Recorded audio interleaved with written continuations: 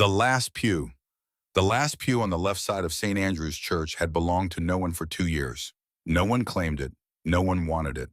The people of East Oakland were superstitious in the way that poor people often are. They noticed things, read silences, felt the weight of a room before they walked into it. And something about that corner, something about the shadows that gathered there even on the brightest Sunday mornings, told them to sit somewhere else. Stellan Voss had chosen it for exactly that reason. He arrived before anyone else. Always. He parked 3 blocks away, never closer, never where the black Mercedes could be connected to the man who slipped through the side door before the choir finished warming up. He wore the same dark coat every week. He sat in the same position, spine straight, hands folded, eyes forward, and he looked to anyone who glanced back like a man in prayer. He was not praying. Stellan Voss had stopped praying on the night he watched a car burn on a deserted stretch of road 2 years ago.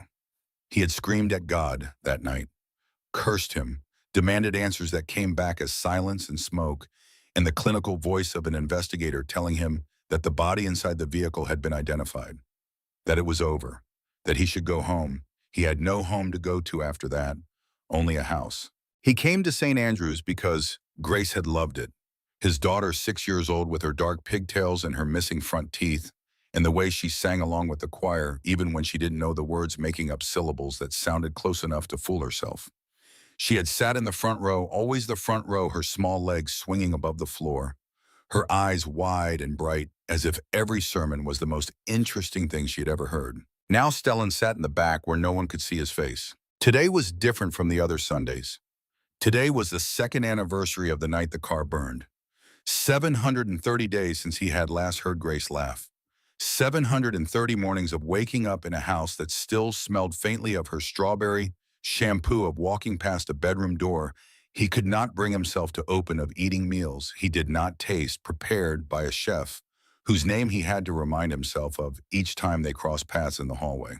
He had arrived at the church intending to stay for 15 minutes. That was always the plan, 15 minutes, enough to sit where Grace had sat, enough to feel the particular quality of silence that this crumbling building held, and then leave before anyone tried to speak to him. 15 minutes, and then back to the empty house and the glass of whiskey that was already waiting on his desk. He was reaching for his coat, preparing to stand, when the side door opened. She came in, pulling a child by the hand. The woman was young, late 20s, Stellan estimated, with the particular exhaustion of someone who had been running on too little sleep for too long. Her coat was thin, inadequate for the December cold, the kind of coat a person buys because it is available and not because it is warm. She scanned the crowded pews with the quick, anxious eyes of someone who already knew she was late and was calculating the cost of it. The child beside her was 6 years old, maybe 7. She wore a dress that had been washed so many times the pattern had gone pale, and her hair was pulled into a ponytail that leaned slightly to the left as if it had been done in a hurry. She clutched a stuffed bear against her chest, a small worn thing with matted fur, and only one eye, the other socket empty, the edges frayed where something had once been sewn. Stellan was looking at the child's shoes. They were pink sneakers, the kind sold in discount bins at the back of thrift stores, already worn by someone else's child before they had found their way to this little girl's feet. They were too small. He could see how her toes pressed against the front of each shoe, distorting the shape. And across the left toe, holding the sole to the upper, was a strip of silver duct tape. The air left Stellan's lungs. 3 years ago, a thrift store on Telegraph Avenue. Grace at his side, her small hand in his, moving through the aisles with the focused attention she brought to everything. She had stopped in front of a display of second-hand shoes, a row of them worn and mismatched and overpriced for what they were, and pointed at a pair of pink sneakers, exactly like the ones he was looking at now. "I like those, Daddy," she had said, and then immediately before he could respond, "But I don't need them." She had smiled up at him with that particular brightness. The smile that meant she had already decided not to want something so that he wouldn't have to tell her no. Grace, who never asked for anything. Grace, who calculated the cost of her own desires against what she imagined he could bear. Stellan's hand, which had been resting on the edge of the pew in preparation to stand, went still. The little girl had broken free from her mother's grip. She walked across the church with a certainty that belonged to someone much older, threading her way between the edges of pews and the shuffling feet of late arrivals, and she stopped in front of Stellan as if she had always known he would be sitting there. She tilted her head slightly, a small, considering angle, the way a child looks at something they are trying to understand, and she met his eyes without flinching. Most people flinched. Grown men flinched. Armed men, dangerous men. Men who had built careers on the ability to hold a steady gaze, they all flinched when they looked directly at Stellan Voss. There was something in his eyes that people recognized on an animal level, something that said, the darkness in this man is real and it is deep, and you do not want to go looking for the bottom of it. This child looked at him the way you look at a window. Is the seat next to you taken, sir? Her voice was barely above a whisper, not from shyness, but from the instinctive quiet of someone who has grown up in small spaces where sound carries. The question was simple. The grammar was careful, the kind of careful that comes from a mother who corrects gently and often. Stellan did not answer. He could not answer because the question had done something to the air in his chest compressed. It made it difficult to move. He looked at the empty space beside him, then back at the child, then at the one-eyed bear she was pressing against her sternum like a shield. Somewhere behind her, he heard the mother's voice low and mortified. Ren, come back here. Don't bother them. Stellan moved his coat. It was nothing. The smallest possible gesture, shifting his coat from the seat beside him, creating a space of 12 inches. He did not nod, did not speak, did not in any measurable way invite the child to sit. He simply removed the obstacle and then looked straight ahead at the altar. The child smiled at him. It was the kind of smile that belongs exclusively to children who have not yet learned to perform happiness for the benefit of others. It was real and immediate and completely unaware of itself, a smile that existed purely because something good had just happened and the face had responded accordingly. It cut through the dim air of the church like light through a crack. She sat down beside him. Her mother arrived 30 seconds later, her face flushed with the particular distress of a parent who has been made to look careless in public. She reached for Ren's arm. She began to apologize to Stellan in a hushed, rapid voice that expected no response. Stellan did not give her one. He was looking at the altar, and he was trying to understand why his legs, which had been fully prepared to carry him out of this building, had entirely refused to cooperate. The child spoke. He's all alone. 3 words, said to her mother, not to him, in the matter-of-fact tone of a child reporting an observable fact. Not a judgment, not a reproach, just a thing she had noticed, named with the same directness she might use to point out a dog across the street or a cloud shaped like a rabbit. Something shifted inside Stellan's chest. Something small, almost imperceptible, like the sound a frozen lake makes when the temperature changes by half a degree. He did not leave. The service continued around them. The choir rose and fell. Father Ellard, the white-haired minister who had run St. Andrew's for 30 years, moved through his sermon with the unhurried authority of a man who has said important things for so long they have become comfortable in his mouth. The congregation stood, sat, knelt, murmured the call and response passages with the ease of long familiarity. Stellan heard none of it. He was aware with a precision that had nothing to do with intention of every movement the child beside him made. The way she sat, still remarkably still for a 6-year-old, her chin resting on the top of the bear's head, her lips moving in what he gradually realized was a private prayer. The way she held the stuffed animal not casually, not as decoration, but with the careful grip of someone guarding something irreplaceable. He listened, and gradually the words of her prayer drifted to him through the church's particular silence. Dear God, it's Ren again. I hope you're not tired of me yet. A pause, she hugged the bear tighter. Please tell Daddy that me and Mommy are okay. Tell him we miss him, but we're being brave like he asked. And please don't let him be cold up there. Daddy always got cold really easy. Mommy used to make him wear 2 sweaters even in October. Stellan's hands folded in his lap tightened. And please help Mommy not be so tired. She works really, really hard. 3 jobs now. I hear her crying sometimes at night when she thinks I'm sleeping. I don't tell her I can hear because I don't want to make her feel bad. The crack in Stellan's chest deepened by another fraction. Also, if it's not too much trouble, could you please help Mr. Buttons find his eye?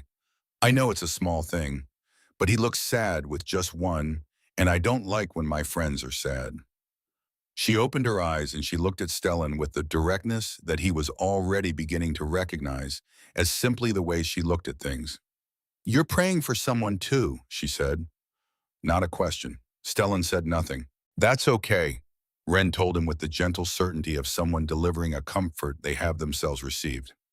You don't have to tell me who. The saddest prayers are the ones we keep inside. She turned back to face the altar. Stellan sat with those words for the remainder of the service. When the final hymn ended and the congregation began shuffling toward the exits, the woman Ren's mother gathered her thin coat around her shoulders and reached for her daughter's hand. Say goodbye to the nice man, Ren. Ren looked up at Stellan. Bye, she said. I hope your sad prayer feels better soon. Then she let her mother lead her down the aisle and Stellan watched them go, and he realized that he was still sitting in the pew and the church was nearly empty, and he had, without making any decision to do so, stayed until the very end of the service. In 2 years, he had never done that before. He found them in the churchyard. He had not followed them deliberately. He told himself this, and it was partially true. He had simply taken longer than usual to collect his coat, and the natural path from the side door of the church led through the courtyard, and that was where they were. The mother stood near the steps speaking with Father Ellard, and her body had the posture of someone asking for something they already know. They will not receive the slight forward lean, the hands that could not stay still, the deliberate brightness of expression that is the mask people wear when they are afraid of appearing desperate. Father Ellard was shaking his head gently. Wren stood near the old oak tree at the edge of the yard, Mr. Buttons hanging from one hand, her free hand picking at the bark of the tree with absent attention. She was looking at the sky with the focused interest of someone searching for something specific. And then Stellan heard it, a sound that he recognized before he could name it, the insistent hollow complaint of a stomach that had not been filled in too long, small and mortifying and impossible to suppress. It came from Wren, who immediately pressed her free hand against her midsection and looked around with wide, reddening cheeks to see if anyone had heard. She met Stellan's eyes. I'm not hungry, she told him before he had spoken a word. Her voice was firm in the way of children who have decided on a story and are committed to it. My stomach just makes noises sometimes. Mommy says it's because I talk too much and swallow air. Stellan looked at her for a long moment. Then he walked to the street corner where an old man sold bread and coffee from a cart every Sunday after the service. He bought a loaf fresh, still warm from the oven, wrapped in paper. He handed the vendor a $50 bill and walked away before change could be offered. He returned to where Wren stood and held out the bread. For me, she said, you're hungry. But I said I wasn't. Your stomach disagreed. The corner of her mouth pulled into something that was almost a smile but was working very hard to stay dignified. She reached out and took the bread from his hands, holding it in both palms, as if weighing it. She looked at it. She looked at him. And then with practiced precision, she tore it directly in half. She held the second piece out to Stellan. He stared at it. What are you doing, sharing? I bought it for you. I know. She pushed the bread toward him with the patient insistence of a child who has explained something obvious and is waiting for the adult to catch up. But Mommy says when someone gives you food, you give some back. Because maybe the person who gave it is hungry too. The people who give things away are usually the ones who need something the most, but don't know how to ask. Stellan did not move. Wren continued without drama in the same quiet and certain voice. Daddy used to share his food with me too. Every time, even when he was really hungry. He said that's what family does. The word landed somewhere behind Stellan's ribs. He took the bread. It was warm against his palm.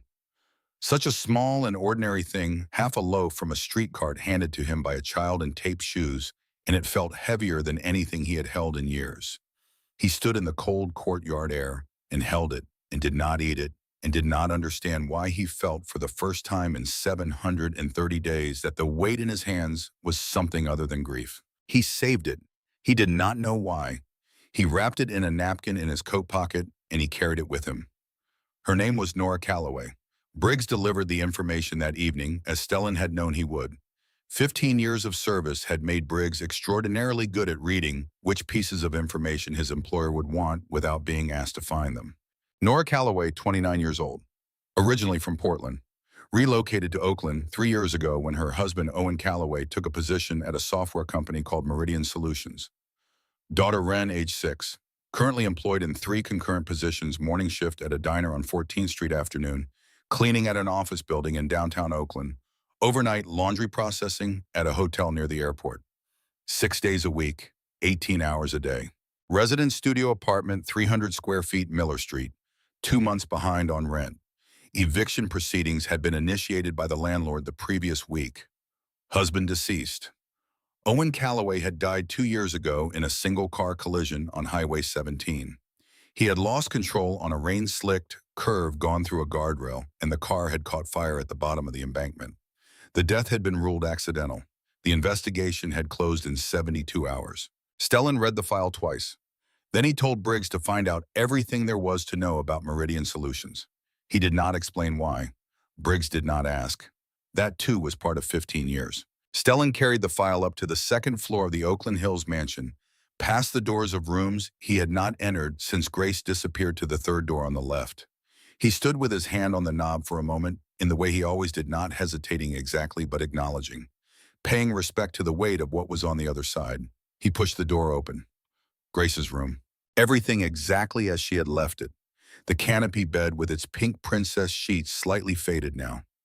The stuffed animals arranged along the pillow in the order of preference that Grace had established and revised and reestablished over the 3 years of her life that had taken place in this room.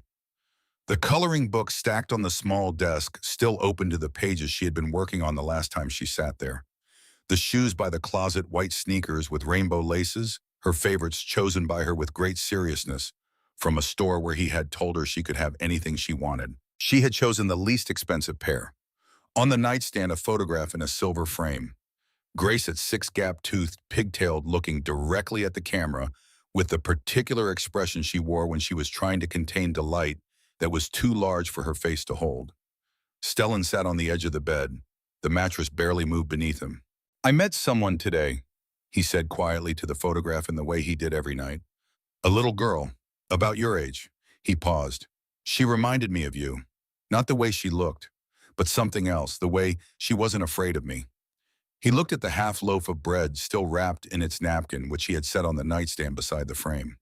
"She shared her bread with me. Everything she had, and she gave me half." The room was silent. "She said the people who give things away are the ones who need things most but don't know how to ask." He leaned back against the headboard, still in his coat. Outside, the winter sky had fully darkened. Stars appeared one by one, scattered over Oakland like careless points of light. In a cramped apartment on Miller Street, he imagined a woman was falling asleep on her feet, while a small girl lay in a shared bed talking to a one-eyed bear about whether heaven had good weather this time of year.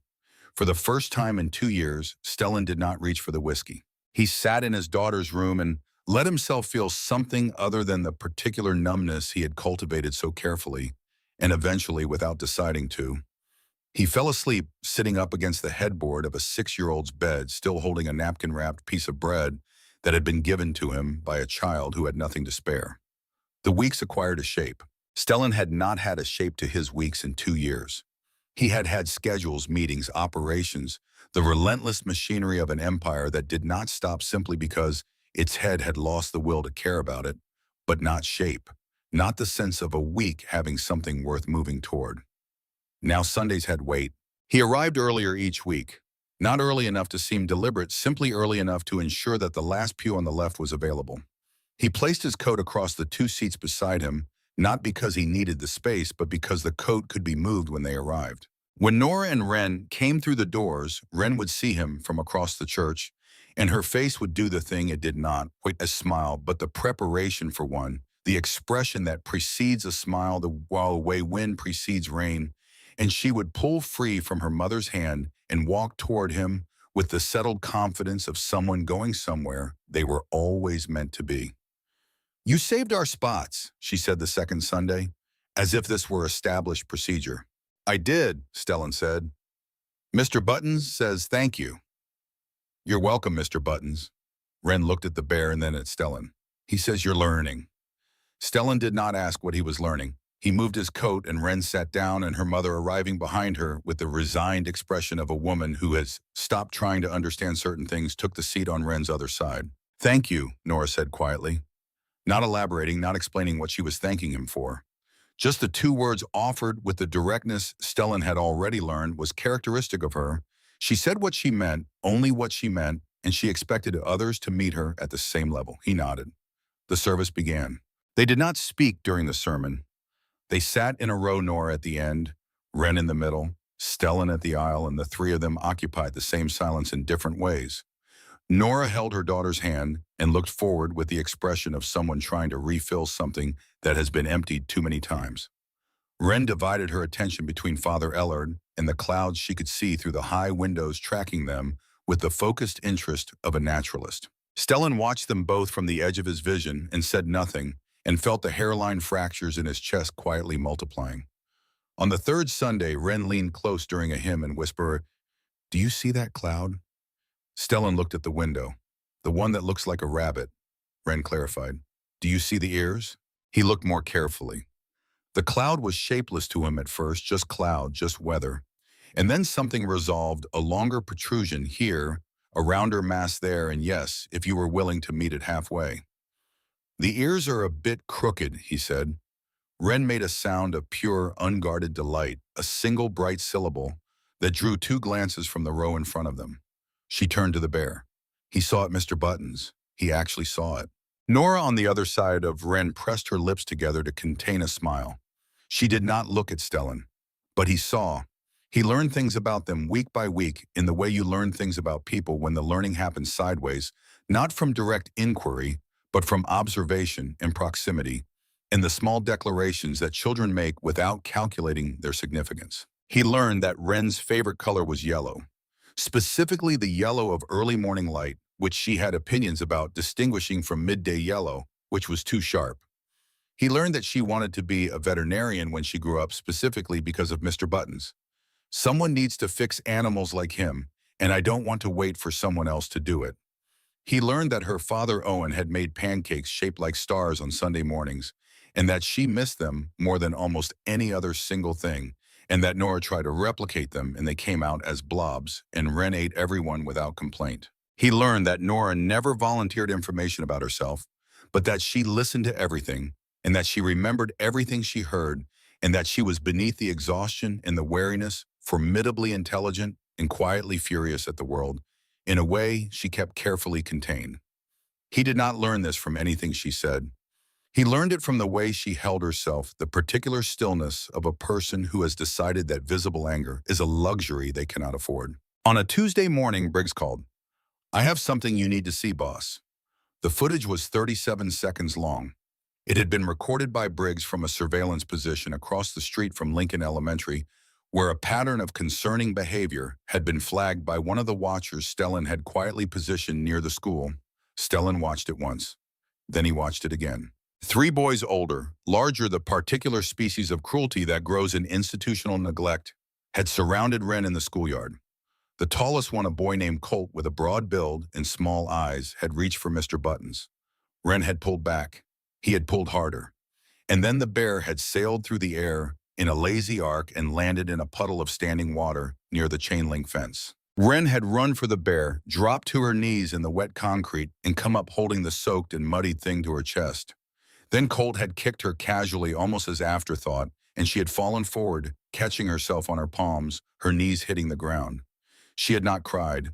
She had sat in the dirt for a moment, and then she had gotten up. A teacher standing near the building's entrance had watched the entire thing without moving. When Wren got to her feet, the teacher said something and went inside. Stellan set the phone down on his desk. He sat very still for a long time. He thought about it carefully. The boy's father worked in manufacturing. The manufacturing company held 3 major contracts. One of those contracts was maintained by a logistics firm that Stellan happened to have influence over. A phone call was made not to anyone directly involved, but to the right person who spoke to the right other person who mentioned that an attractive relocation package had materialized for anyone willing to take a position at their Phoenix facility. The family relocated within the week. Colt never returned to Lincoln Elementary. The following Sunday, Wren arrived with Mr. Buttons clean and dry under her arm, and she said nothing about the schoolyard, and neither did he, and the bruises on her forearms were fading, and that was enough. But the schoolyard incident had set Briggs digging in a direction Stellan had already been watching. The Meridian Solutions thread had been unspooling for 11 days, and what it was revealing had begun to pull at something in Stellan's chest that felt very different from the particular weight of grief he had grown accustomed to carrying. Meridian Solutions, a software company mid-sized based in Oakland. Owen Calloway had been employed there as a senior engineer for 18 months before his death. Standard employment record, no disciplinary issues, strong performance reviews. Except 3 days before the accident on Highway 17, Owen Calloway had sent an encrypted email to the Financial Crimes Division of the FBI's San Francisco field office. The email contained documentation spreadsheets, transaction records, internal communications. Owen had, in the course of his ordinary work, stumbled onto something that did not belong in the kind of company Meridian Solutions claimed to be. Cash flows that did not correspond to any legitimate business activity. Accounts that existed only to receive and immediately reroute funds. Layers of financial architecture designed by someone who knew exactly how to make money disappear. Owen had done what an honest man would do. He had gathered the evidence and contacted the federal authorities and waited to hear back. He had died before they responded. The FBI email had been flagged routed and placed in a queue for follow-up that never came. Meridian Solutions declared bankruptcy and dissolved its corporate structure within 72 hours of Owen's death. The money vanished. The records vanished. The case was marked inactive. Briggs had kept pulling at the thread. Meridian Solutions was a subsidiary. Its parent company, a holding entity registered in Delaware with an address that corresponded to a mail forwarding service, was called Harrow Capital Group. Harrow Capital Group had been active for 8 years and had been dissolved 14 months ago. Its officers were listed as a series of names that did not correspond to real people, except for one financial consultant whose signature appeared on 3 years' worth of documents. A name listed as the primary architect of the company's capital structure, Isabel Crane. Stellan read the name 3 times. The report included a photographed standard corporate headshot, blonde hair, professional, smile taken approximately 5 years ago during the period she had been consulting for Harrow Capital Group, the period of their marriage.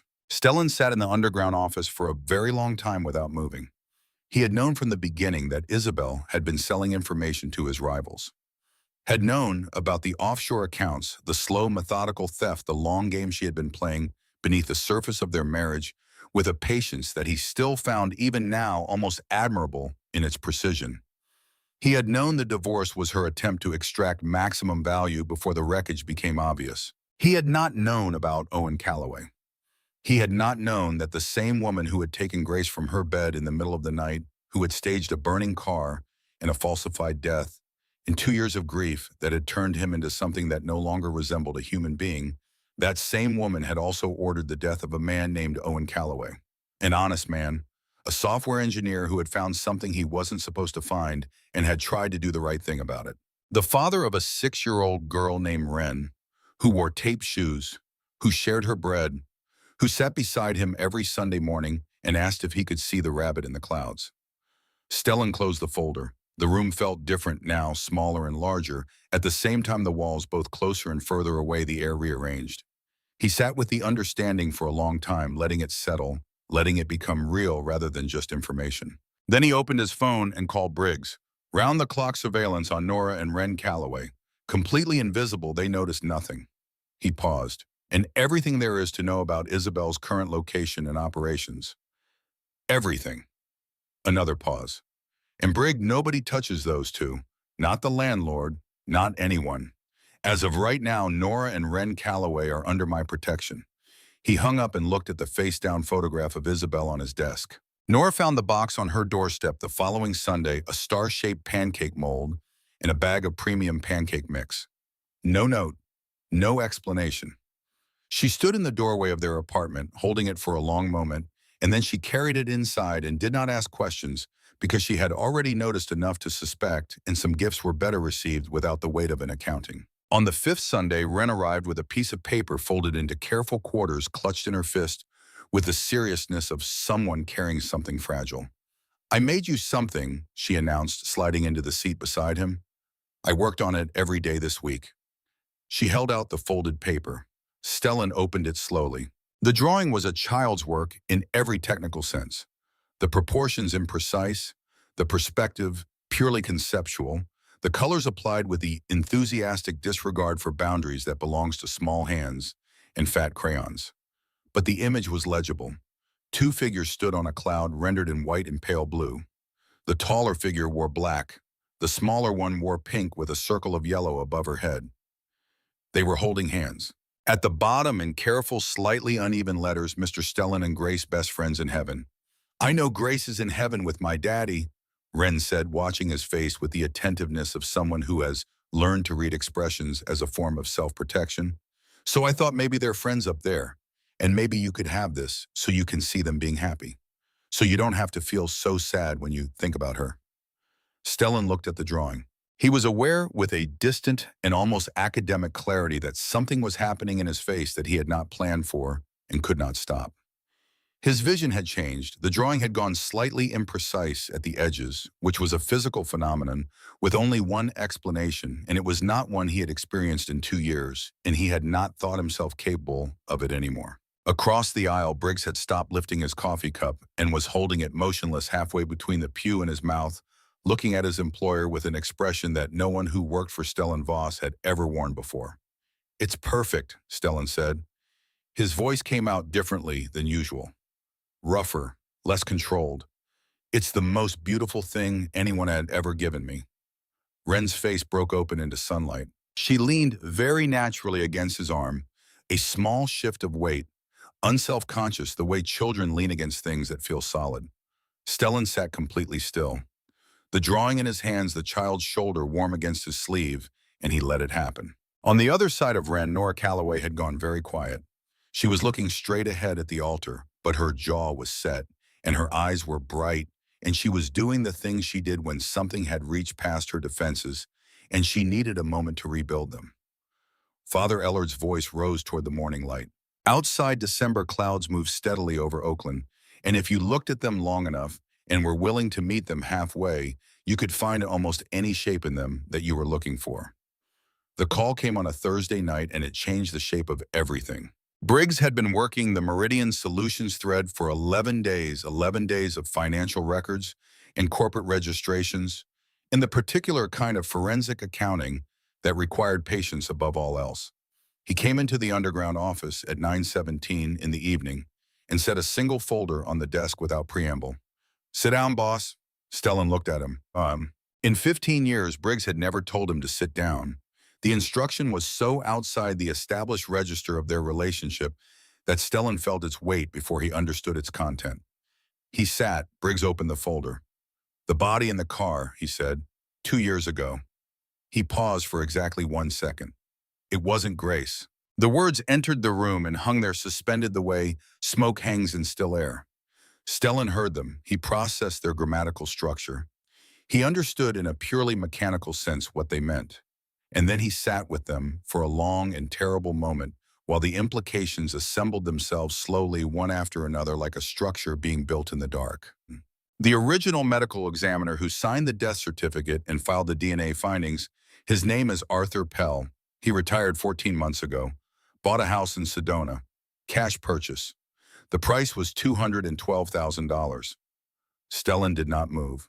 "I found him 3 days ago. It took 40 minutes and a significant amount of money to get him talking." Briggs turned a page in the folder. The DNA results were falsified. The body recovered from the vehicle was not Grace. It was a child female, approximately 6 years old, sourced through a network Isabel Crane was connected to. The air in the underground office had changed its quality entirely. "Grace is alive." Briggs said it directly without cushioning, because there was no way to cushion it, and both of them knew it. "She's being held at a private estate in the Bitterroot Valley, Southwest Montana. Remote location, single access road, heavy tree cover. Isabel acquired the property through a trust 18 months ago. Prior to that, Grace was held at 2 other locations, one in Nevada and one in Idaho. She's been moved twice, each time Isabel detected any proximity of investigation." Stellan stood. He was not aware of standing. He was simply on his feet, and then he was at the far wall of the office, and he could not reconstruct the sequence of events between the chair and the wall. His hands were pressed flat against the cold concrete.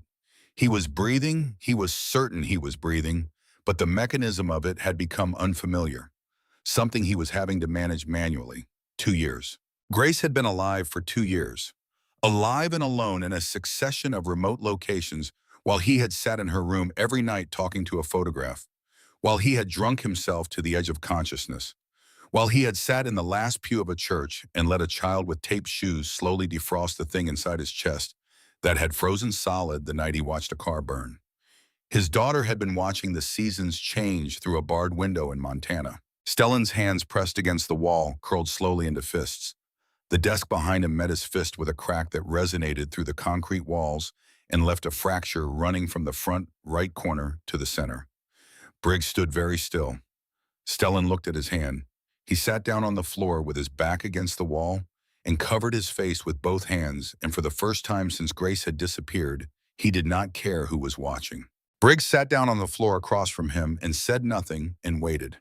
And this was perhaps the finest thing he had ever done in 15 years of service. It took approximately 4 minutes. Then Stellan lowered his hands. The grief was still there. It would be there for a long time. But beneath it, or perhaps through it, something else had emerged, something cold and purposeful and extremely dangerous. "How many men does she have at the Montana property?" he said. "Rotating shifts, 8 to 12 at any given time. Former military, 2 of them, the rest are contracted." Briggs had clearly been preparing for this conversation. The estate is 40 acres. Perimeter fencing, motion sensors, 2 dogs. Based on utility usage patterns and delivery records, Grace is most likely in the upper east quadrant of the building. "Who else knows she's alive?" "As far as I can determine, only Isabel and the people she pays." "There's more," Briggs said. "Isabel called while I was driving here. She left a voicemail on the secured line. She said she knows you've been asking questions. She said you have 72 hours to stop, and she left a number." Stellan's jaw tightened. She's been watching the investigation. He called the number from the underground office. Briggs present, the call recorded.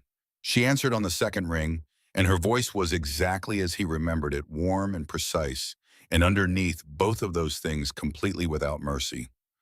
"I wondered how long it would take you," Isabel said. "Where is she?"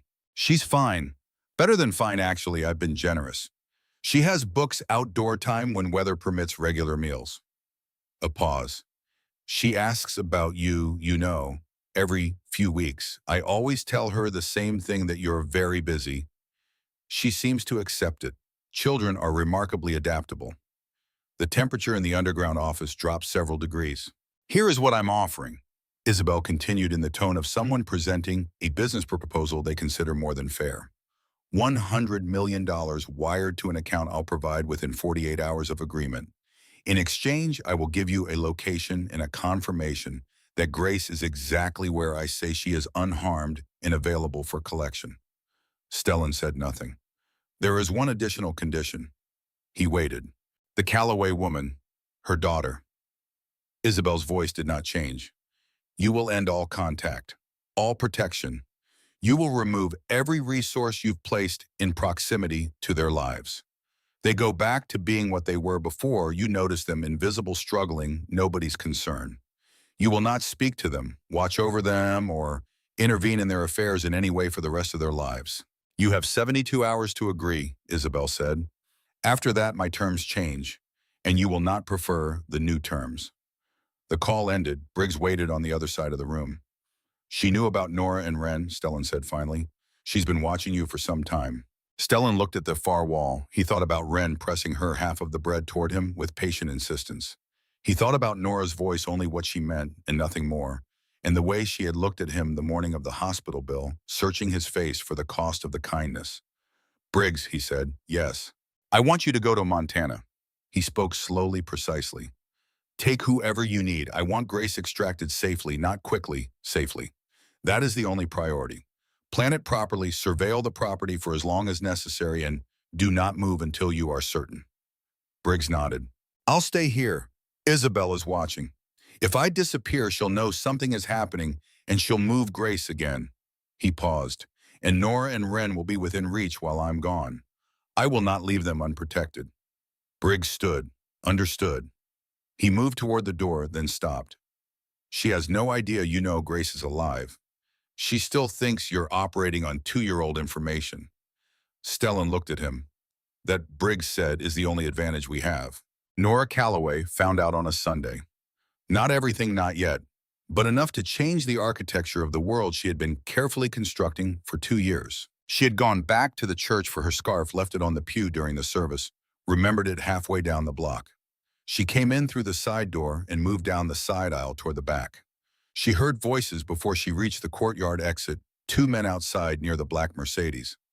One of Briggs's jackets shifted as he reached into the vehicle for something, and Nora Calloway, who had grown up in a house where her father's gun had occupied a specific drawer and its outline had been part of the visual vocabulary of her childhood, recognized immediately what she was looking at. That was not a security guard's weapon. She walked backwards slowly into the shadow of the doorway, and then she turned and went out the way she came. She did not retrieve her scarf. That evening after Wren was asleep, Nora sat at the cardboard box desk with her laptop open. She typed the name into the search bar, and she was not naive about what she might find. What she found was thorough. Not criminal records, those she understood did not exist for men like Stellan Voss, because men like Stellan Voss did not have criminal records in the way that ordinary criminals did.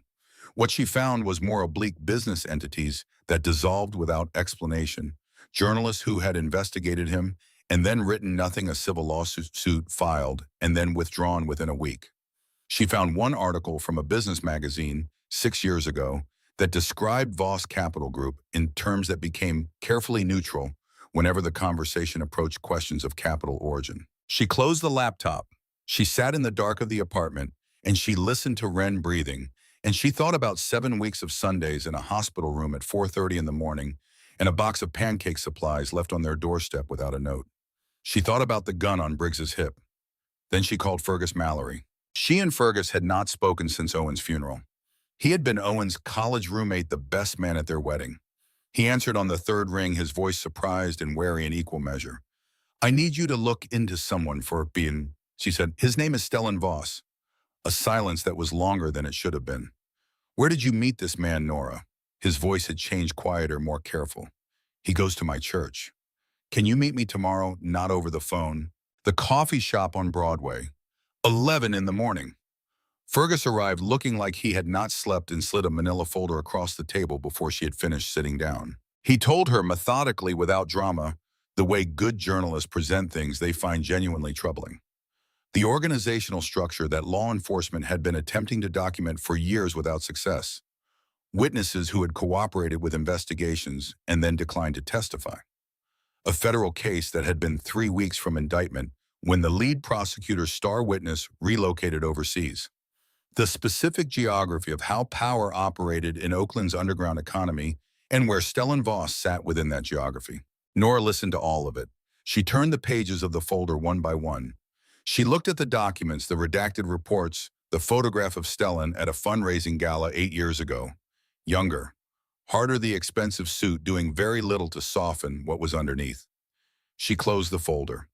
"Thank you," she said. "I appreciate you coming." She walked out of the coffee shop and stood on the sidewalk in the December cold for a long moment.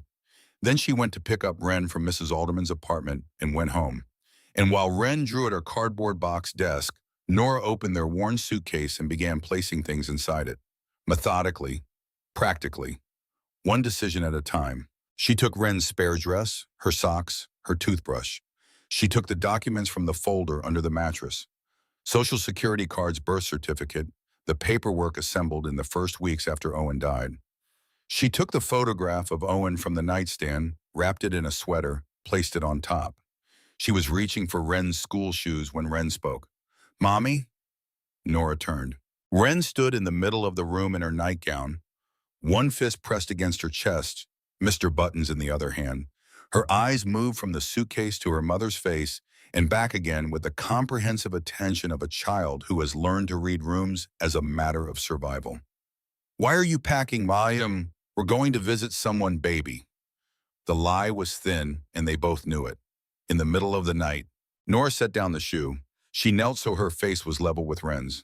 She tried to find the words that were honest without being the wrong kind of honest. "I just think it might be time to try somewhere new," she said.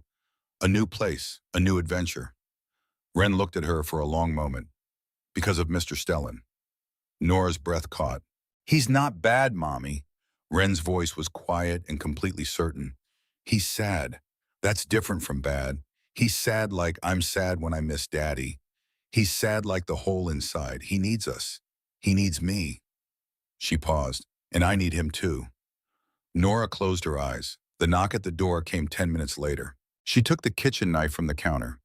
She positioned herself between the door and Ren, and she felt the familiar, terrible clarity of a person who has reduced everything to a single priority. Nora, his voice through the door, flat and quiet. I know you found out. I'm not asking you to trust me. I'm asking you to let me explain once. After that, if you want to leave, I won't stop you. Ren looked at the door. Nora looked at her daughter. Then she opened it. Stellan stood in the hallway without his coat, which she had never seen. And without it, he looked somehow more present, more three-dimensional, more there. He looked at the knife in her hand without surprise, and at Ren behind her, and then back at Nora. Okay, Nora said. Talk. They sat at the small table.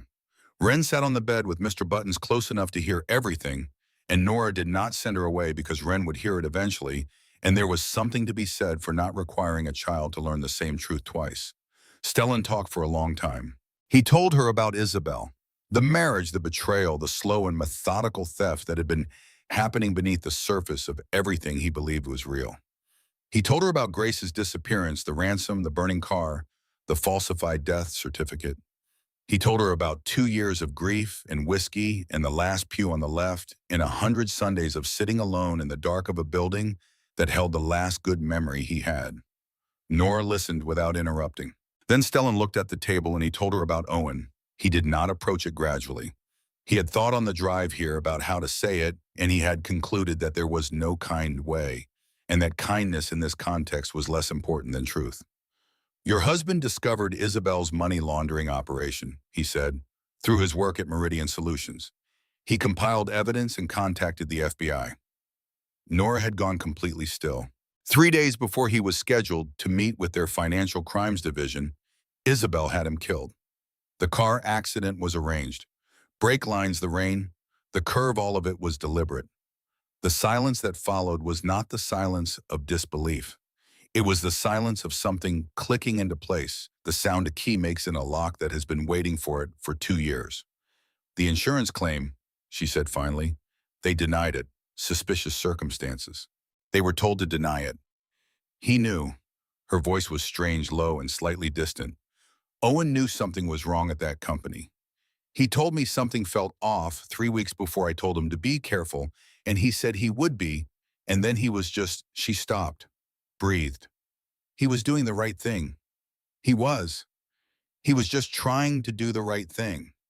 I know. What happened next was something Stellan had not predicted. Nora Calloway stood up, and she walked around the table to where he sat, and she hit him. Not with the knife had been set down somewhere during the conversation without either of them marking the moment. She hit him with her hands, both fists striking his chest and his shoulder with the mechanical rhythm of someone whose body has overridden its instructions and is operating on an older protocol, something below language and decision. Stellan did not move, did not block, did not stand, did not in any way attempt to reduce or deflect what was happening. He sat in the chair and he took it because the only honest response to the grief of another person when you have had a hand in its cause, even if only at several removes, is to be present for it. Nora's fist slowed, then stopped. She stood with her hands pressed flat against his chest, her forehead dropped forward, her breath coming in long and difficult waves. She was not crying. Nora Calloway cried in private or not at all. My husband was killed, she said, because he tried to do the right thing. Yes, she lifted her head. Her eyes were dry and absolutely direct. What are you going to do about it?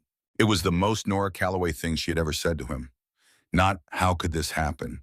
Not why didn't someone stop it?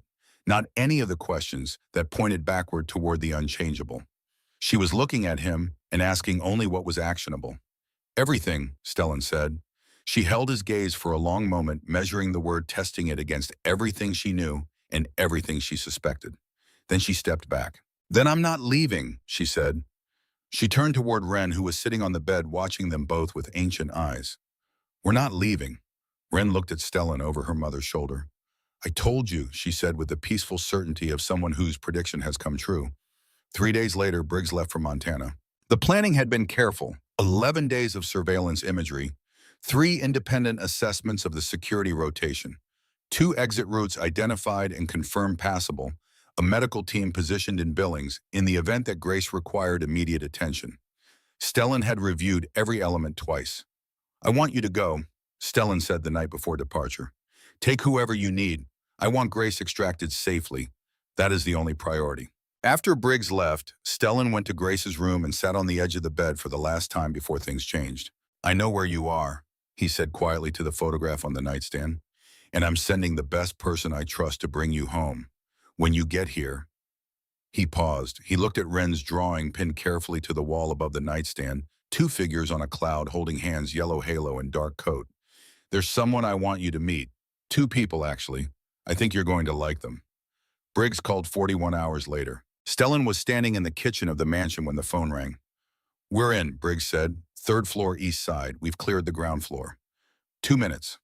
Stellan stood at the kitchen window and looked at the garden and did not move and did not breathe in any functional sense. Then Briggs's voice again. We found her. And then before Stellan could speak, the sound of a phone being transferred in a voice. 8 years old. Thin and cautious and careful in a way that no 8-year-old should need to be careful. But unmistakably completely beyond any possibility of doubt. Daddy? The word did to Stellan Voss what 2 years of grief had not been able to do, what a burning car and a falsified death certificate and 730 nights of whiskey and silence had not managed. It went directly through every defense he had ever constructed and arrived at something underneath all of them, something that had been waiting in the dark for precisely this. Grace. He pressed his palm flat against the window glass as if the solidity of it could help him stay upright. Grace, it's Daddy. I'm here. I waited for you every day. Her voice was very small. They told me you forgot about me. They said you didn't want me anymore. But I didn't believe them. I knew you would come. I never forgot you, not for 1 second, not ever.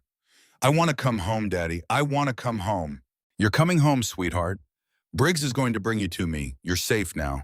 I promise you you're safe. Will you stay on the phone? I'm not going anywhere. He stood at the kitchen window with his hand against the glass and Grace's voice in his ear, and he wept openly in a room with no one watching, and it was the first time in 2 years that his tears were not purely the product of loss. The second phone vibrated against the counter, Nora's name on the screen. He stared at it for one suspended moment, Grace's voice still in his ear. Nora's name on the screen and the particular quality of dread that arrives when you understand that two things you have been holding simultaneously are about to collide. Grace, sweetheart, I need to make one more call. I'm going to hand you back to Briggs. He's going to stay with you the whole way home. I'll see you soon. I love you. I love you too, Daddy. He switched calls. Nora's voice was stripped of everything except the essential. Ren is gone. Someone took her from school. A woman she had authorization paperwork, they let her walk out with her. Stellan, she's gone. Isabel had lost Grace, and she had moved immediately and without hesitation to the contingency she had prepared for exactly this eventuality. Ren Calloway did not cry. She had decided this in the first 30 seconds, while the woman's arms were still around her and the school entrance was disappearing behind the van's tinted rear window. Crying was what they wanted. She understood this the way she understood most things, not from instruction, but from observation, from 7 weeks of sitting beside a man who had taught her without meaning to, that the most dangerous thing you could give another person was exactly what they were trying to take from you. She sat in the back of the van with her wrists bound in front of her, and she breathed slowly and she looked at everything. The van had 4 windows, 2 on the sides, small, and tinted, 1 in the rear door, and a partition of metal mesh separating the cargo area from the 2 front seats. Through the side windows, she could see the city moving past. She knew Oakland well enough from the bus routes she and her mother traveled. Every week, the shapes of the highway overpasses the particular colors of the warehouse districts near the port, the way the light changed when you moved from the residential streets toward the water. She was being taken south. The woman in the passenger seat was on the phone.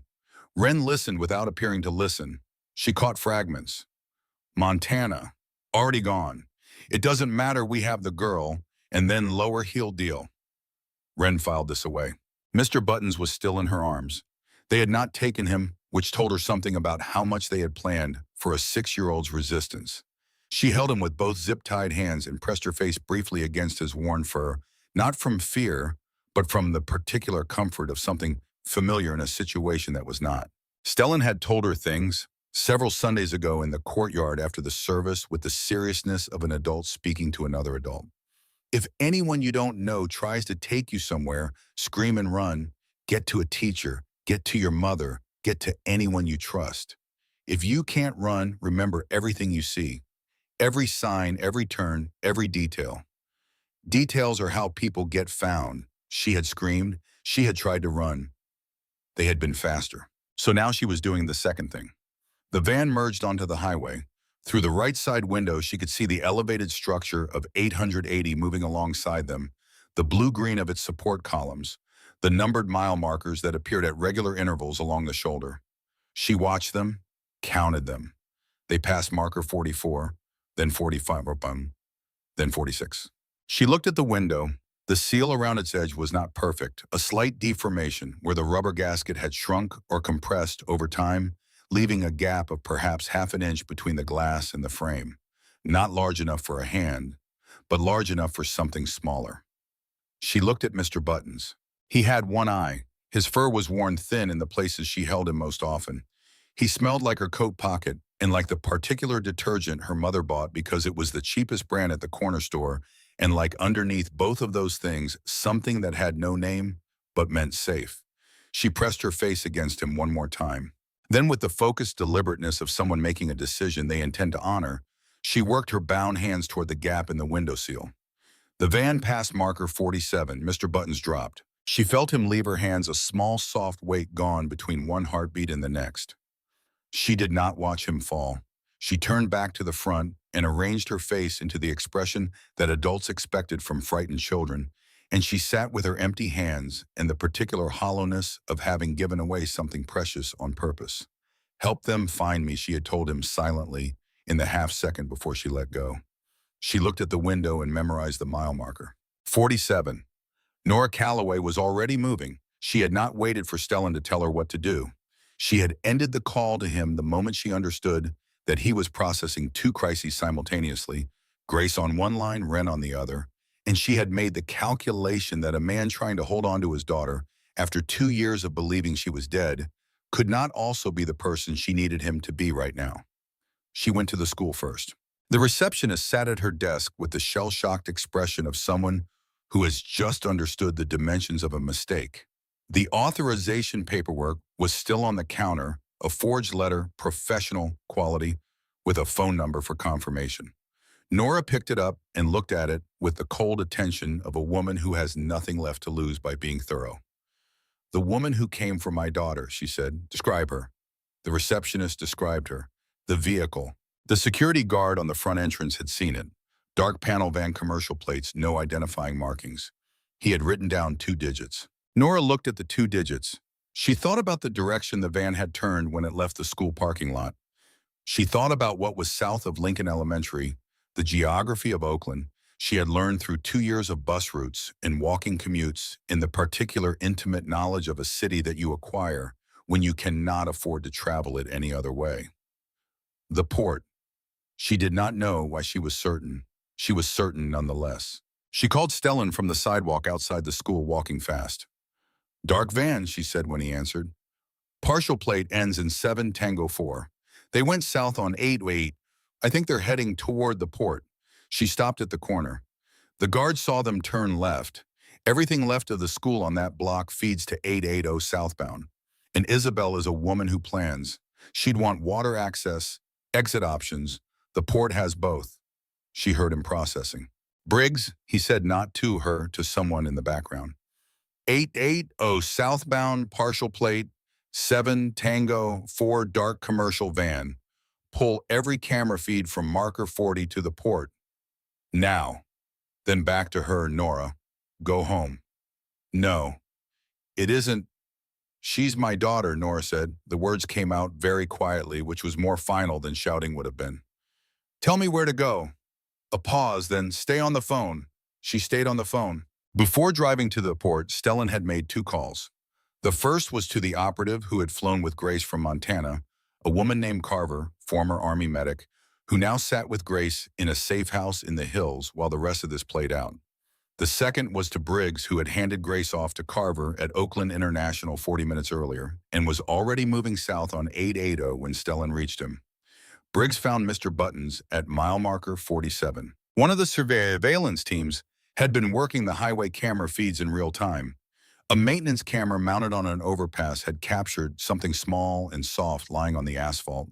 A stuffed bear, one-eye worn fur, lying on its side on the shoulder of 880 with the particular stillness of something that had been placed there rather than lost. She left us a trail, Briggs said into the phone, and Stellan heard him, and the sound that came back through the line was something Briggs had never heard from his employer before and would not forget. The van had gone to the port, specifically to the cluster of decommissioned storage facilities in the southwestern corner of the complex, a maze of corrugated metal warehouses and empty container yards that the Port Authority managed with benign neglect. The buildings had been empty for 3 years. They were not surveilled. They were not patrolled.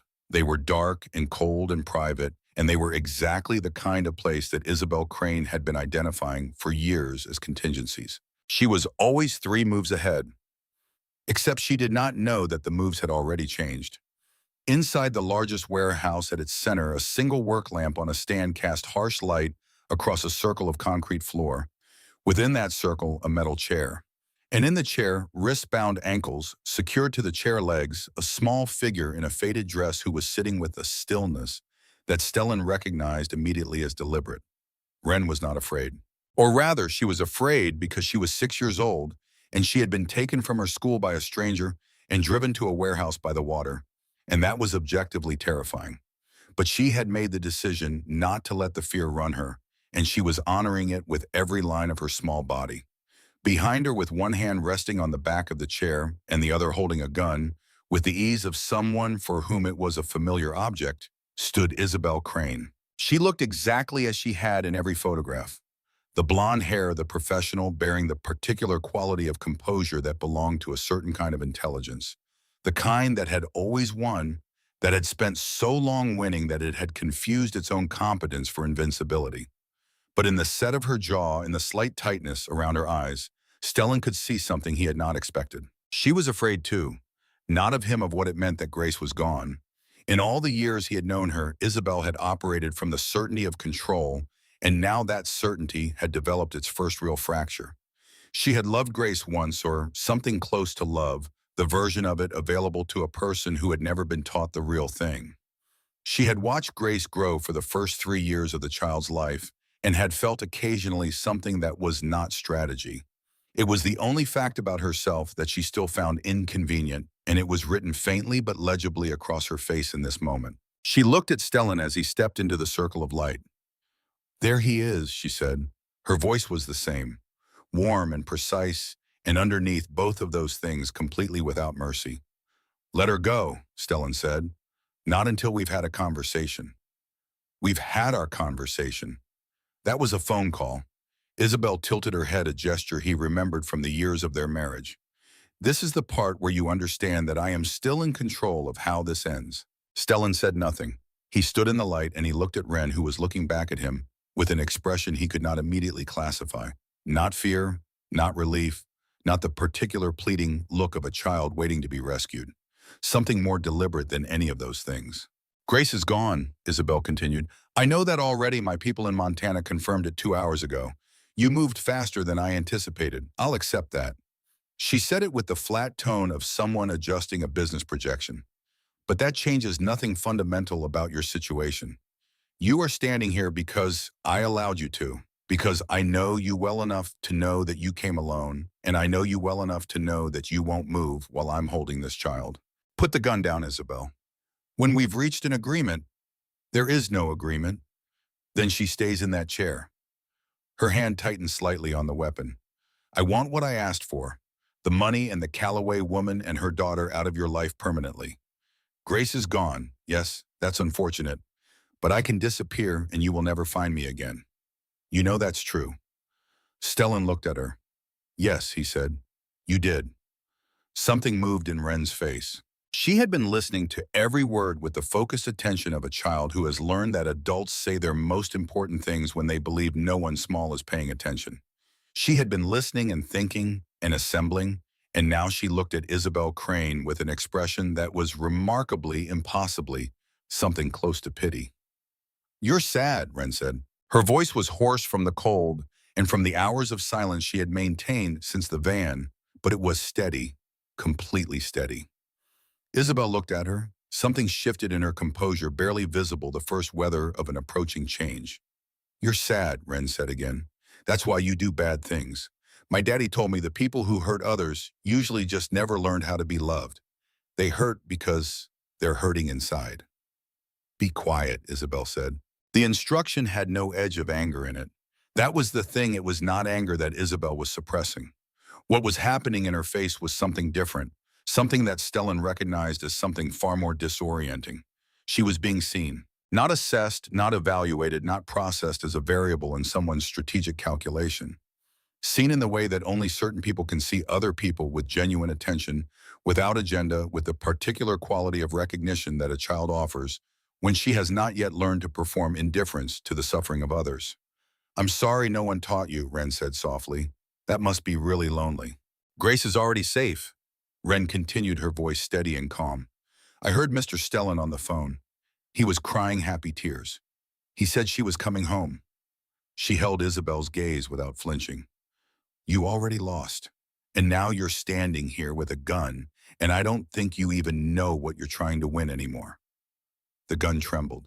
It was almost imperceptible, a small, involuntary movement in the hand, the kind of tremor that comes not from physical weakness, but from a sudden disruption in the internal architecture that has been holding everything steady. Isabel had built her entire operational life on the premise that she was not subject to the same vulnerabilities as other people, that the part of the human psyche that could be reached by simple things, by kindness, by being seen, by the artless honesty of a child who had nothing to protect, had been removed from her or had never existed. A 6-year-old girl in a faded dress sitting in a metal chair in a warehouse by the water had just proven that premise wrong. And in the half-second that followed, in the specific window created by a woman whose absolute certainty had just developed its first crack, Briggs came through the east entrance. He moved without announcement, without drama, with the comprehensive efficiency of someone who had done this before and had no interest in the theatrical dimensions of the moment. His arm went around Isabel from behind, locking hers to her side. His other hand controlled the weapon with a single practiced movement that had the gun on the floor before the sound of his footsteps had fully registered. Isabel Crane went down to her knees on the concrete. She did not struggle. She knelt with the weapon gone and the game finished, and a 6-year-old girl watching her from a metal chair, and she looked at the floor and she was quiet. Stellan was already running, not the measured, controlled movement of a man managing a tactical situation. Running open and urgent, and completely without calculation, the running of a father who has covered the last 15 feet between himself and a child he has been trying to protect for weeks and has almost failed to protect and has not failed. She is right here, she is right in front of him. He dropped to his knees in front of the chair. He worked at the zip ties with hands that were not entirely steady, and they came apart in the rope around her ankles, and then Wren Calloway launched herself out of the chase with the full committed force of a 6-year-old who has been holding very still for a very long time and is no longer required to. Her arms went around his neck. Her legs wrapped around his waist. She buried her face against his shoulder, and for a moment Stellan Voss simply held a small girl in a cold warehouse and felt the whole architecture of the last 2 years shift and resettle around this single fixed point. "I knew you'd come," she said into his shoulder. Her voice was muffled and slightly unsteady, and still underneath everything certain. "You promised." "I'm here." He held her tighter. "I'm here. You're safe." "I wasn't scared." A pause. "Okay, I was a little scared, but I remembered what you said. I screamed, I tried to run. They were faster."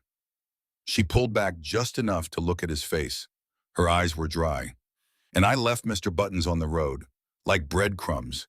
Did Briggs find him?"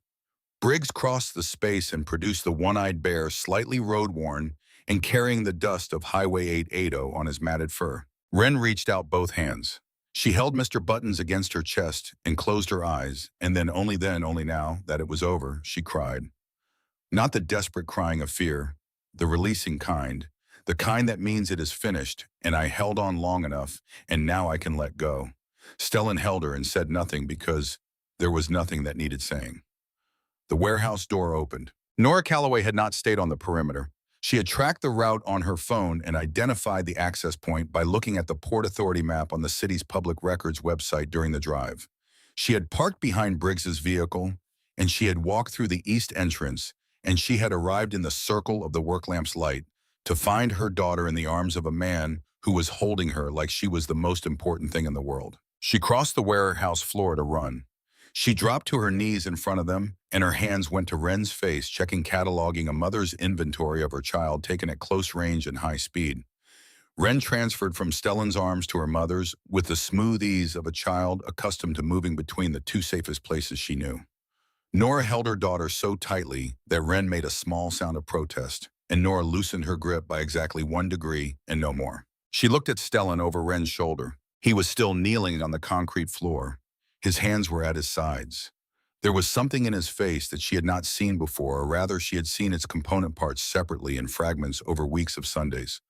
The grief and the determination and the particular quality of care that looked on a man like Stellan Voss almost incongruous.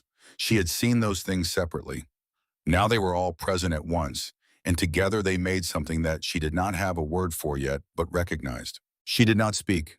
She nodded once slowly, and his jaw tightened, and he nodded back, and the exchange contained everything that needed to be said in that moment and left the rest for later. Grace Voss came home on a Tuesday morning. She was 8 years old. She had been 6 when Isabel's people had come for her in the night.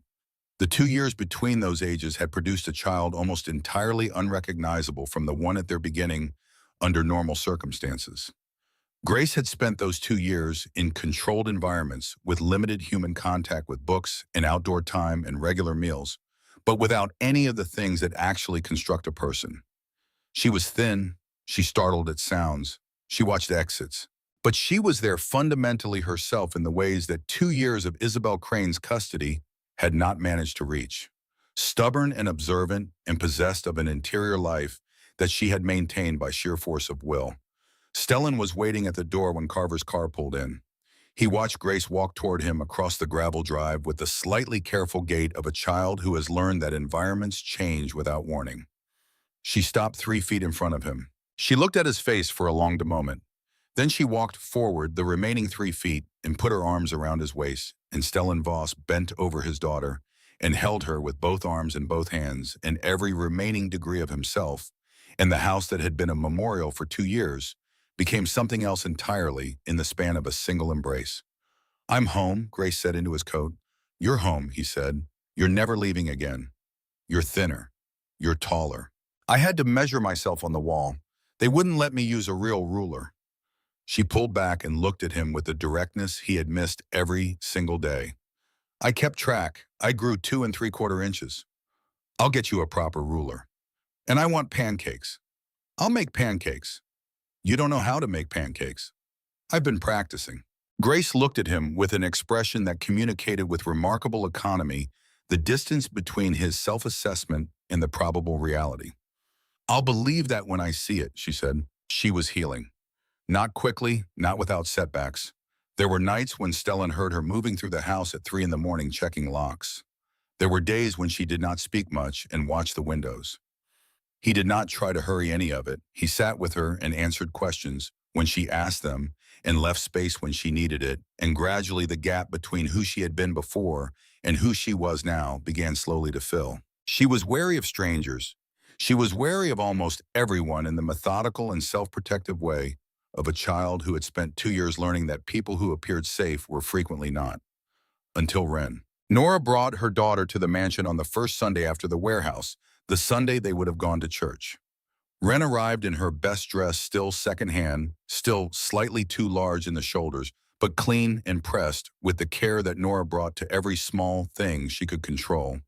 She walked through the front door and looked around with the unhurried interest of someone making an honest assessment. Grace was sitting on the couch in the front room, a book open on her lap. Her posture carrying the contained tension of someone who has been informed that visitors are coming and has been quietly dreading it. Wren walked directly to her. Not running, not with the performance of enthusiasm that children sometimes produce for the benefit of watching adults. just walking with the same settled directness that she brought to everything, and stopping in front of Grace with an empty space where Mr. Buttons usually occupied her arm. She had set him down on the entry table to keep both hands free for the introduction. Grace looked at her. Ren looked back. "Hi," Ren said. "I'm Ren. Your dad told me about you." Grace said nothing. Her fingers tightened on the edges of her book. "I know you're scared," Ren said without preamble or softening, because Ren Calloway had learned early that pretending not to see things was a form of dishonesty. "I was scared too when the bad lady took me. I was in that chair for a really long time, and I kept thinking about what I would do when it was over." She paused. "Mr. Stellan came. He always comes. That's what he does." Still nothing from Grace. Ren went back to the entry table and retrieved Mr. Buttons. She sat down on the edge of the couch, maintaining the careful distance of someone who understands that trust is not established by proximity alone. "This is Mr. Buttons." She held up the one-eyed bear. "He only has one eye. But my first dad, before he went to heaven, he used to say that the best seers only need one eye because they know where to look." She set Mr. Buttons on the cushion between them, in the neutral territory between her side of the couch and Grace's. "He can be ours, both of ours, if you want." Grace looked at the bear. It sat between them on the cushion, its remaining eye directed forward, its worn fur carrying the evidence of every difficult place it had been and every hand that had held it for comfort. It had been to a hospital at 4 in the morning. It had been to a warehouse by the water. It had traveled Highway 880 at 55 miles an hour and been found in the cold by a man who understood what it meant. Grace reached out and picked it up. She held it in both hands the way children hold things they are not sure they are allowed to want. She looked at its single eye. She pressed it tentatively against her chest and then more firmly, the grip tightening in the way of someone who has decided. She looked at Ren. For the first time in 2 years, Grace Voss smiled. It was small, cautious, nothing like the uninhibited brightness of the gap-toothed 6-year-old in the silver frame photograph. But it was real and it was hers, and it was directed at a child who had offered the only currency that actually mattered, the simple recognition that healing was allowed to take as long as it needed to take. From the doorway of the room, Stellan and Nora stood side by side and watched their daughters, and neither of them spoke because the moment did not require anything additional from the adults. The federal case moved with the efficiency that attaches to situations where the evidence is overwhelming and the defendant has powerful enemies in multiple jurisdictions who are happy to cooperate with prosecution as a means of eliminating a long-standing problem. Isabel Crane was charged with kidnapping across state lines, conspiracy to commit murder, money laundering, and the first-degree murder of Owen Calloway. The evidence package that Briggs had assembled over his weeks of investigation, supplemented by Arthur Pell's testimony, and the records recovered from the Montana property, was, the lead prosecutor told the court on the first day of trial, among the most comprehensive she had seen in 20 years of federal practice. Nora Calloway testified on the 4th day. She had been offered the option of a written statement, a remote video appearance, any number of accommodations that would have allowed her to deliver what she needed to deliver without being physically present in the same room as the woman who had ordered her husband's death. She declined all of them. She walked into the courtroom on a Tuesday morning in February, wearing a coat that was not inadequate for the cold and shoes that were not worn, both purchased with the first installment of the civil settlement that Owen's estate had reached with Meridian Solutions, a successor company. She sat in the witness box. She looked at the prosecutor, not at Isabel. She testified for 2 hours and 40 minutes. She spoke about Owen, about who he had been, about the 3 weeks of vague unease that had preceded his death, about the phone call from the police at 7 in the morning, about the 2 years of believing that the world was simply indifferent rather than actively cruel. She spoke about Ren and about the specific ways that a child processes the loss of a parent when no one tells her the truth about how it happened. She did not cry. Her voice did not break. She delivered the 2 hours and 40 minutes of testimony with the controlled precision of a woman who has decided that the most useful thing she can do with her grief is to aim it accurately at the person who caused it. At the end, the prosecutor asked her if there was anything she wished to add. Nora looked at the jury. She thought about Owen, about his voice on the phone the week before he died, saying something feels off. Nora about the way he had kissed her goodbye that last morning, with the particular attentiveness of a man who did not know it was the last morning, but who tried to be present at every one. "My husband was an ordinary man," she said. He wasn't brave in the way that gets remembered. He was brave in the quiet way, the way that just means you do what's right, even when it's inconvenient, even when it's risky, even when you're not sure anyone is watching. She paused. Someone was watching, and they killed him for it. I think the most important thing the court can do is make sure that the next person who does what Owen did understands that the people watching won't always be the dangerous ones. The jury deliberated for 9 hours. The verdict on all counts was unanimous. Isabel Crane received a sentence of life imprisonment without the possibility of parole. The judge, in delivering the sentence, used the word premeditated 5 times in a row, which the court reporter noted was unusual and which the courtroom received in complete silence. When the sentence was delivered, Isabel looked across the courtroom toward where Stellan sat. He was not looking at her. He was looking at the front row of the gallery, where Nora sat with her hand over her mouth and her eyes closed, and where Ren and Grace sat beside each other on the same bench, their shoulders touching Mr. Button's, resting on Ren's knee, with his single eye directed calmly forward. In the months that followed the sentencing, Stellan Voss made 3 phone calls that cost him more than money. The first ended his weapons distribution network, a conversation of 11 minutes that dismantled 12 years of infrastructure without drama or ceremony, because Stellan had learned from watching Nora that some of the most important things a person does are done quietly without an audience. The second transferred controlling interest in 2 of his less visible enterprises to a federal asset forfeiture arrangement that he had quietly negotiated before the trial concluded. The third was to Briggs, who listened without comment and then said, "You sure?"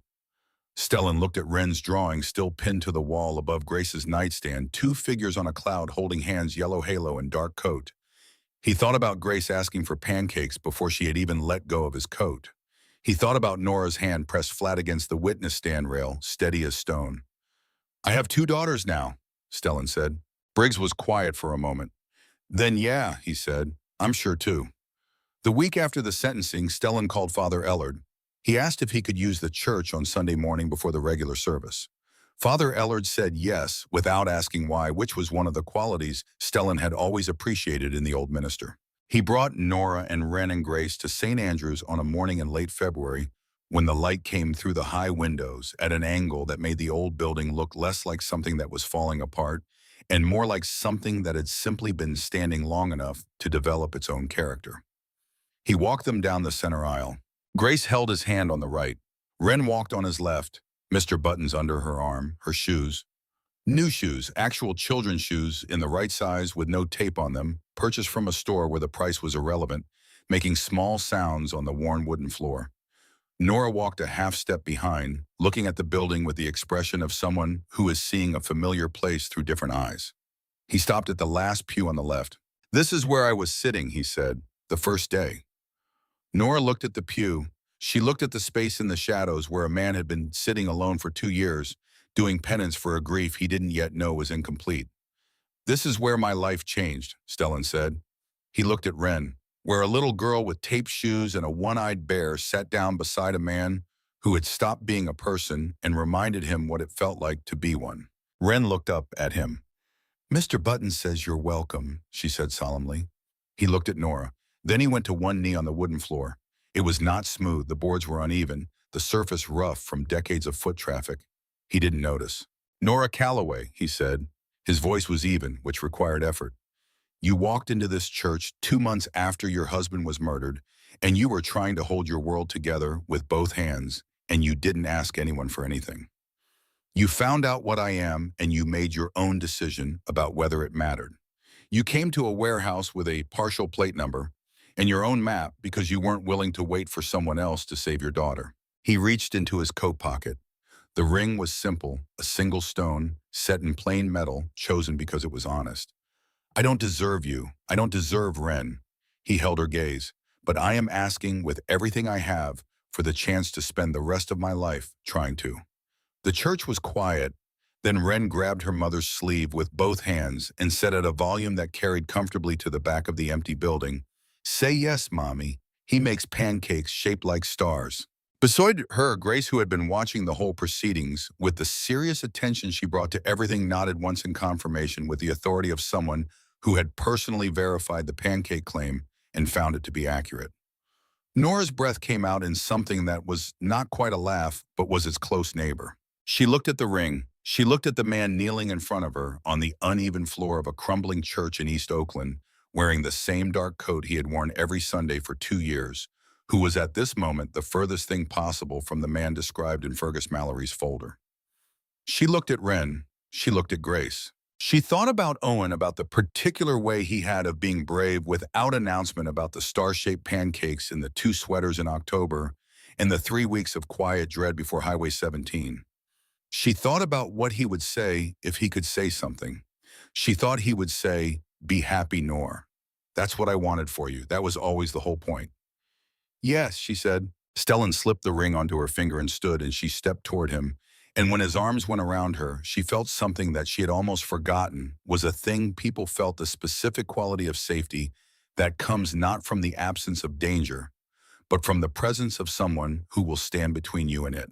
Behind them, Wren made a sound of triumphant satisfaction and hugged the air where Mr. Buttons would have been. She had given him to Grace to hold for the occasion because Grace had been nervous about the morning, and Mr. Buttons helped with that. And Grace looked at the ceiling with the expression of a child who is trying to appear dignified but is not entirely succeeding. And Father Ellard emerged from the sacristy with a knowing smile and said simply, "About time," and the old church held all of it in the particular silence it had been accumulating for decades. 1 year later, on a Sunday morning in February, a family of 4 arrived at St. Andrew's Church. They came in through the main door. Stellan carried Grace on his back. She was 9 now, and theoretically too old for this, and demonstrated her maturity by accepting it only until they reached the door, at which point she climbed down and straightened her coat with dignity. Wren walked beside Nora with Mr. Buttons under her arm and her shoes making small, purposeful sounds on the church steps. They moved through the congregation, stopping to exchange greetings, because they were known here now, because 7 weeks of a man sitting alone in the back had been followed by months of something else entirely, and made their way to the last pew on the left. The 4 of them settled in. Grace opened the hymnal to the correct page without being asked, a habit she had developed through the patient repetition of weekly attendance. Wren set Mr. Buttons on her knee, arranging him with the care she always brought to this, his single eye directed at the altar. Nora laced her fingers through Stellan's. Father Ellard began to speak, his voice filling the old building with the unhurried authority of a man who has been saying true things in this room for 30 years. Outside, the February light came through the high windows at the angle that made the stained glass bloom even in winter, sending pale colors across the worn floorboards. The door at the back of the church opened. A man came in alone, older, tired, his coat inadequate for the cold, in the way of someone who has been traveling and did not plan well for the weather. He stood at the entrance, scanning the pews and finding what everyone who walks into a crowded church hopes not to find: every seat already taken. Every seat except the ones in the last pew on the left. He walked down the aisle. He stopped at the end of the pew. He looked at the small family arranged along it. The man, the woman, the 2 girls, the stuffed bear occupying a precise position of dignity between the younger children. "Excuse me," he said quietly enough not to disturb the service. "Is this seat taken?" Wren looked up at him. Her expression was the same one. It had always been direct and unhurried. The expression of a child who sees things clearly and has learned that what she sees is usually worth acknowledging. She looked at the man's tired face, at his insufficient coat, at the particular quality of alone that a person carries when they have been carrying it for a long time. She looked at Stellan. He looked at her. Then she looked back at the man at the end of the pew, and she smiled, the real kind, the immediate kind, the kind that does not perform itself for anyone's benefit, but simply exists because something good is about to happen. "Yes," she said, "but there's always room for one more." She moved Mr. Buttons 3 inches to the right, and the man sat down, and Father Ellard's voice continued to fill the church. And outside, the February morning continued its ordinary business, entirely unaware that in the last pew on the left side of St. Andrew's Church, East Oakland, something that had been broken for 2 years had finished becoming whole.